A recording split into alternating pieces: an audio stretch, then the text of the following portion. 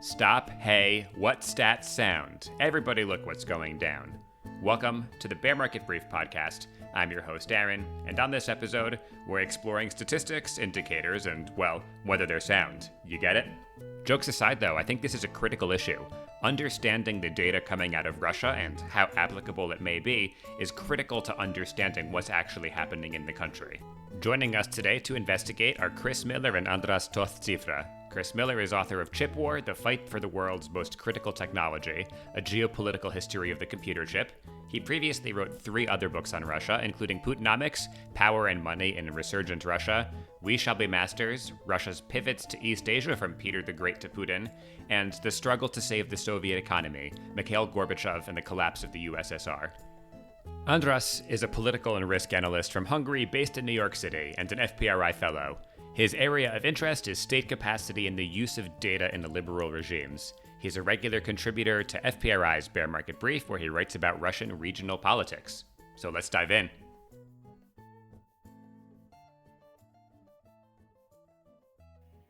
Chris, Andras, welcome to the Bear Market Brief. To bring our listeners up to speed, I want to do their quick kind of intro portion of this. So, Chris, you just wrote a smash hit book in the political economy field, Chip War. Tell us about what you're thinking about these days after Chip War's come out.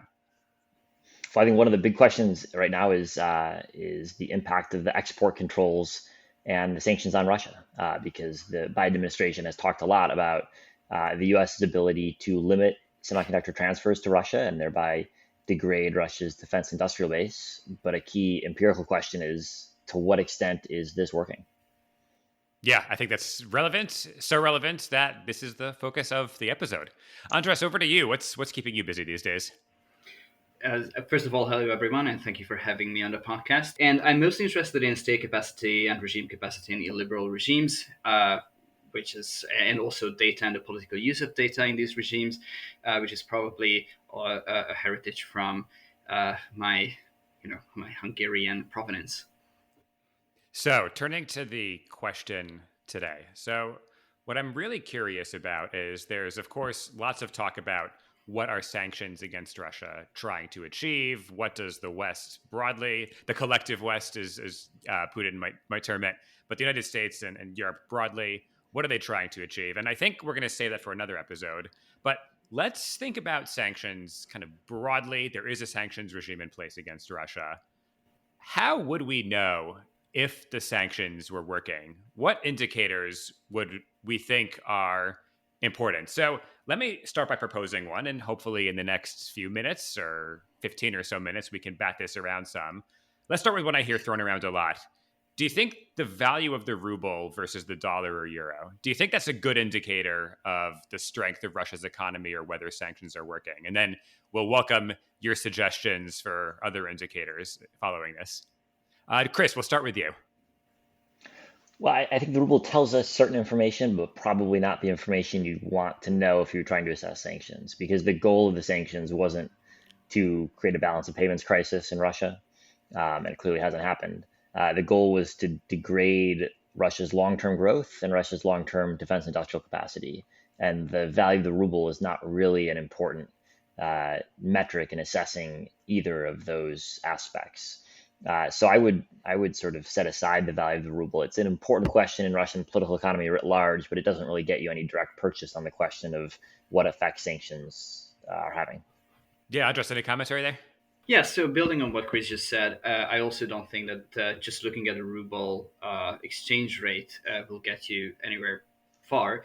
And that's mostly because the ruble currently has little foreign market, right? So it's mostly the exchange rate is mostly determined by the balance of payments and not anything else that happens on the market.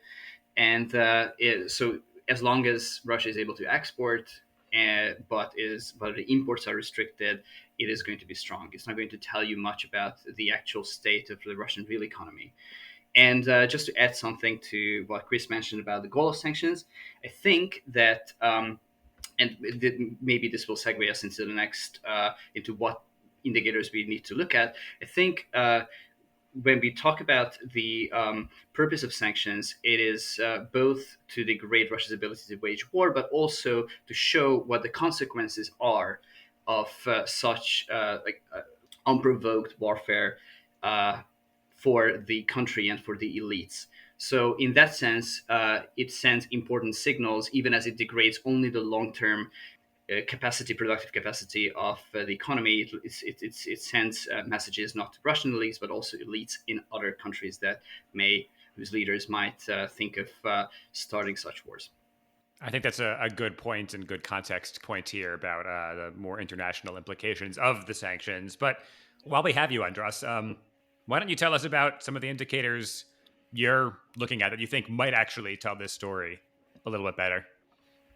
So I would say that what I'm looking at is state capacity and regime capacity, right? As I mentioned. So I would look at the budget's capacity to support its most vital functions, domestic functions, and the war, and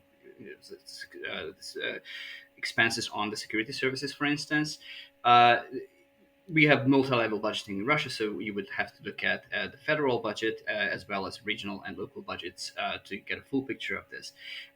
Through that, you can also look at industrial capacities, which will tell you about which industries are suffering, which industries might be struggling to have imported components, and which industries will need a larger degree of state support in the near future. And then, which is something that is perhaps a little less easy to pinpoint. Just if you look at just at the indicators, is the key components in military production that in many cases need to be imported, especially in Russia's case. And there, I think the indicators that you need to look at is how strictly sanctions are enforced, and that's not always only a statistical. It's not going to be a statistical number, but you need to look at actual choking points. You need to look at intermediaries, and there is evidence that the countries that impose sanctions against Russia are doing this, including very recently.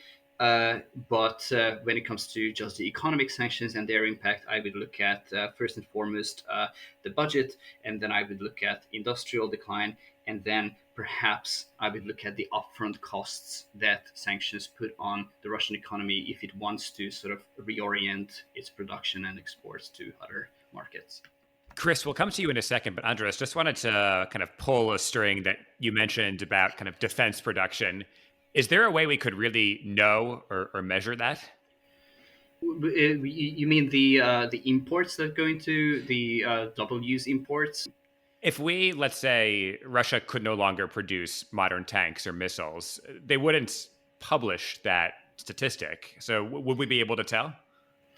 We could use indicators that are not immediate indicators, right? Like we can look at the potentially dual use chips that go into Russia. We could find links of companies that it, I think it was Important Stories, one of the great Russian investigative outlets, that has published a report a couple of days ago about how a chain of companies is importing electronic warfare components through shell companies in the Middle East and through them from the United States, actually, and uses them in Rostec production. Rostec is the main state-owned defense industrial complex in Russia. So I think we increasingly, and I'm pretty sure we'll talk about this too, because the Russian state has restricted access to data and statistics as a whole, and military production probably would be data on that would be restricted anyway. We have to resort more and more often to looking at these sort of secondary data and try to figure out from that. And we will get there. So, Chris, kind of stepping back to this top level, what are some indicators you think might be helpful to kind of understand the broader picture of sanctions impacts right now?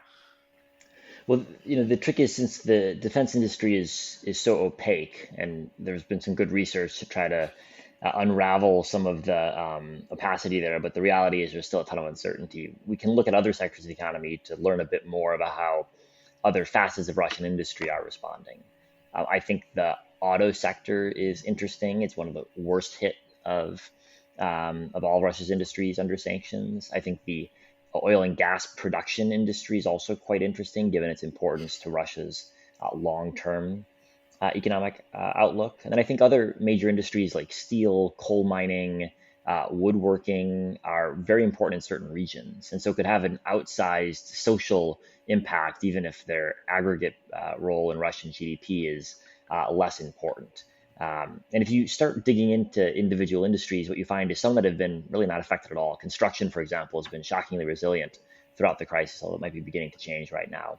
Whereas others have had really dramatic declines in production, and autos being the case in point, where at one point Russian auto industry was producing less than 10% of its normal output, given the impact of sanctions and of foreign firms withdrawing. And I think when you look at these other industries, what you find is that there's a lot of pain built up in different parts of the Russian economy. Some of it's only going to be felt over a longer period of time.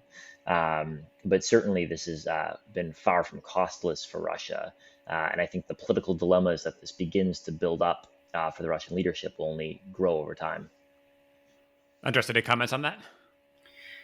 Yes, I absolutely agree with what Chris has just said.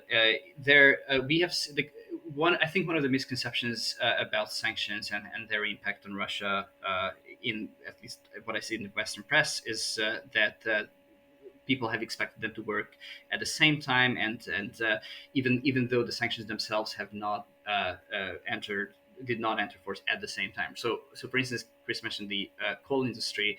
The coal industry enjoyed windfall revenues in the first half of 2022, and you can see those revenues not just the coal industry, other export-oriented industries, because commodities prices were very high. So if you for instance look at look at corporate income tax revenues in the regions, you can see a huge bump in the first half of 2022, which was concentrated in certain regions. For instance, Kemerovo, which is Russia's main coal-producing region, and then this growth was enough to keep these revenues fairly high, but you can see that it started declining in the second half of the year when, for instance, coal, the European Union's coal embargo entered into force. So, this is a huge problem for that particular region, and it is going to have downstream effect on other industries, because other industries will service these export-oriented commodities, energy industries in Russia. But these effects are delayed, and they do not affect all regions at the same time. We are going to see in 2023, I believe, the effects of these export focused sanctions much more than we did in 2022. So one thing that I kind of hear in both of your answers is a kind of, you're both looking at more granular pieces of data versus kind of the broader economic top line indicators that we might usually look at or may have in the past looked at, like the value of the ruble, for instance. So one of the questions I have is, there's kind of two kinds of data quality, data availability considerations here. First is, yes, like defense data, as is the case in the United States and in most countries. There's, it's not being published, how much is being spent on tanks, how many are being delivered. A lot of that's classified. But a question is also about the quality of the data that is published. And when I got into this field as a professional in about 2014, Rosstat, which is Russia's statistics agency, had a pretty good reputation. So I'm wondering now, from the official sources, from this kind of top line data, how would you say the quality is these days? Do you still trust it as much? And Chris, we'll start with you on this one. Well, I think it's still a complex answer. In general, I think we can trust the data. I think the question is more, what does the data mean in certain cases? So, for example, in inflation data, I don't see any evidence that there's people making up the inflation data. But I think inflation data, you calculate inflation by looking at a basket of goods that people buy.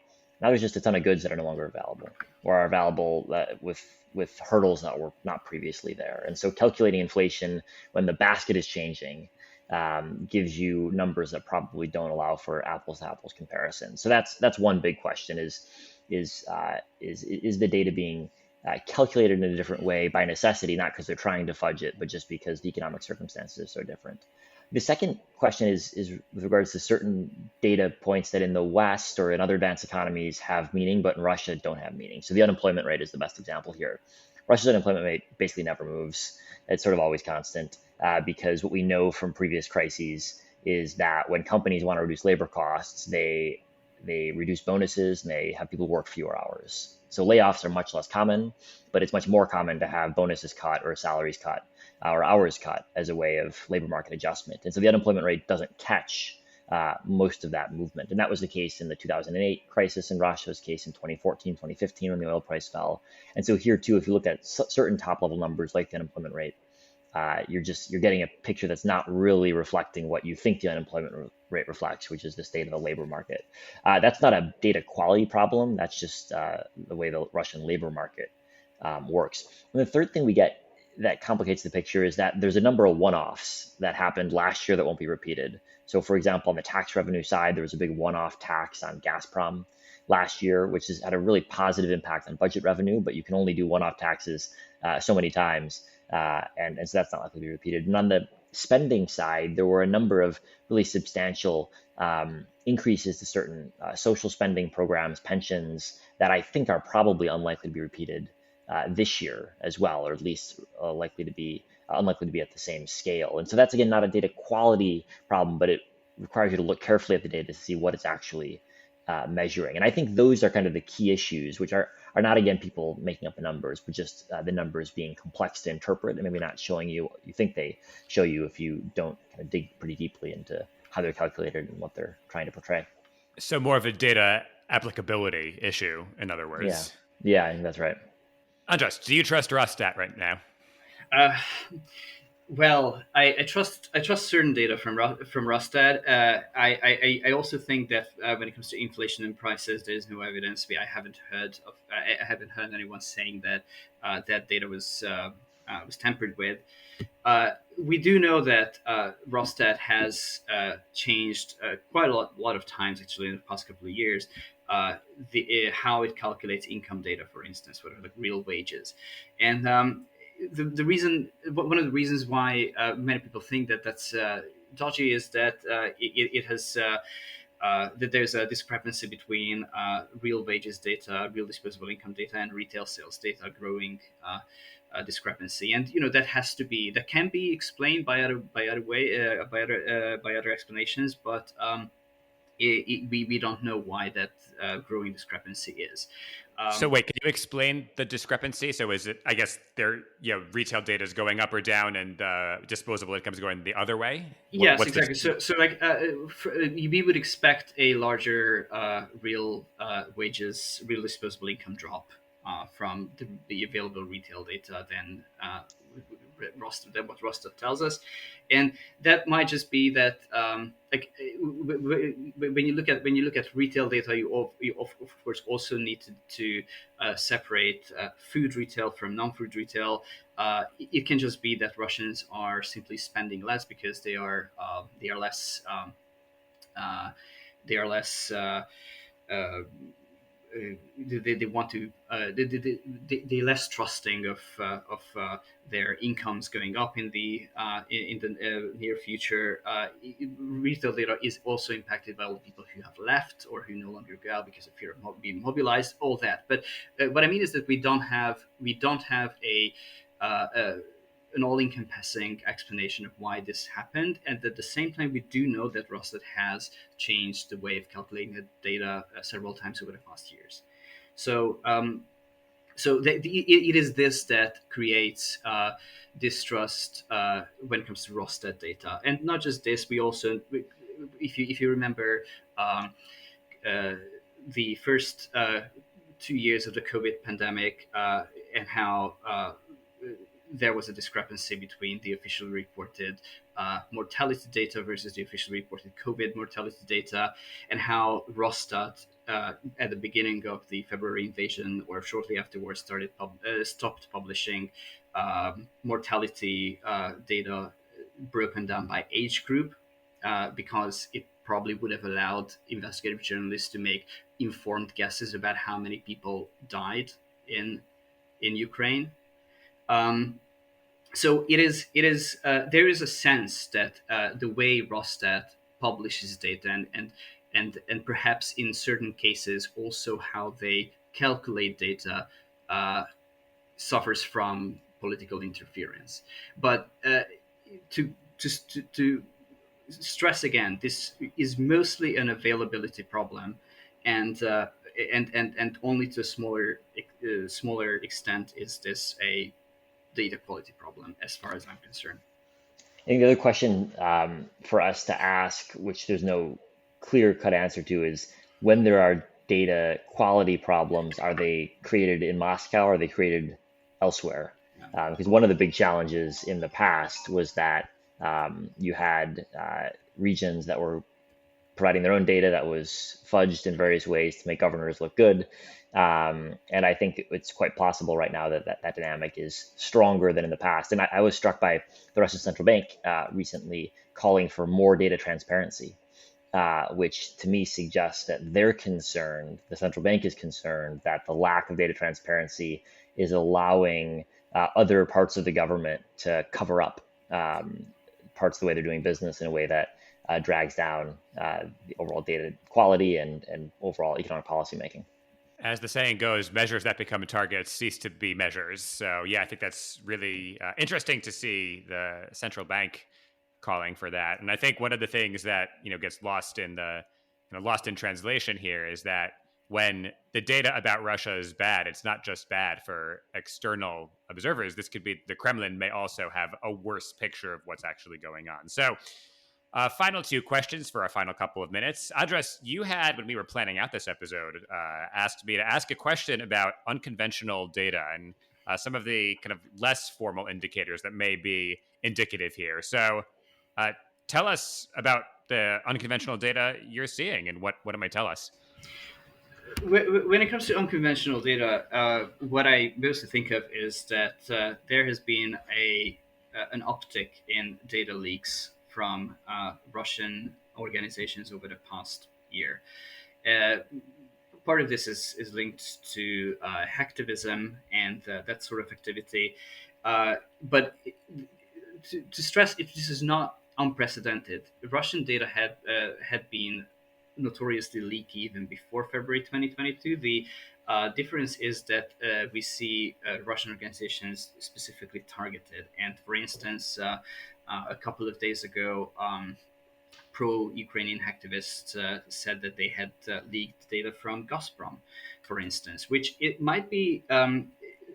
Obviously, first this data needs to be indexed, and it needs to be turned into a format that is useful for whoever wants to use it for anything. But in at a time when the Russian government is restricting uh, the publicly available data and encouraging, including organizations, including state-owned industries, to hide this data because to make sanctions enforcement more difficult. The fact that there is such data circulating out there and is accessible, if not indexed, can potentially change how we see the activities of these organizations. So this is what I mean by unconventional data sources. Of course, when a different kind of unconventional data sources would be could be some of the, I say, like the unconventional data handling that some of the economists are doing, which is in a way also an attempt to make sense of a situation where no data from the Russian side is available. For instance, looking at trade data from Russia's trade partners and trying to use that to guess how much Russia has imported when no import data is available. That's also unconventional data, but I would say that that's probably just an unconventional use of data, and not that the data itself is not unconventional.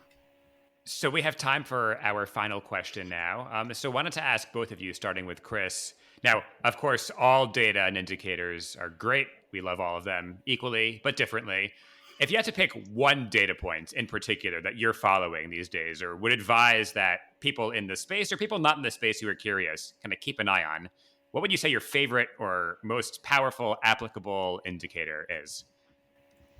Well, I think the best data point is real disposable incomes in terms of getting a sense of how the sanctions are impacting the quote unquote typical Russian.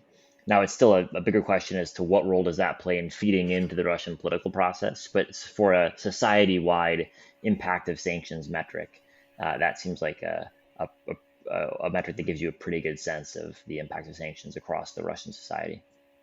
Andras, your favorite indicator? My favorite indicator that I haven't mentioned yet would be perhaps cargo volumes that you can access to see how much cargo has been transported on, for instance, Russian railways networks, and that often gives you a pretty good idea about where exports or how successful the reorientation of exports is, or how much sanctions have hit one particular industry, for instance, timber or metallurgy. We'll be looking at the politics of sanctions and what the West wants in future episodes, but thank you so much to both of you for joining today and shedding some light on this important question. Thank you. Thank you so much for having us. Thank you to both of our guests and to you, listener, for joining. It's now February, which means it's almost the one-year anniversary of Russia's invasion of Ukraine. That being the case, our next couple episodes will focus on narratives about the war and people's experiences in it. Please stay tuned for updates. Be sure to follow BMB Russia and Eurasia on Twitter at Bear Market Brief. The Bear Market Brief podcast and BMB Russia and Eurasia are brought to you by the Foreign Policy Research Institute, that's FPRI, a nonpartisan think tank based in Philadelphia. For more information on this initiative and many others, visit fpri.org. We'll catch you soon.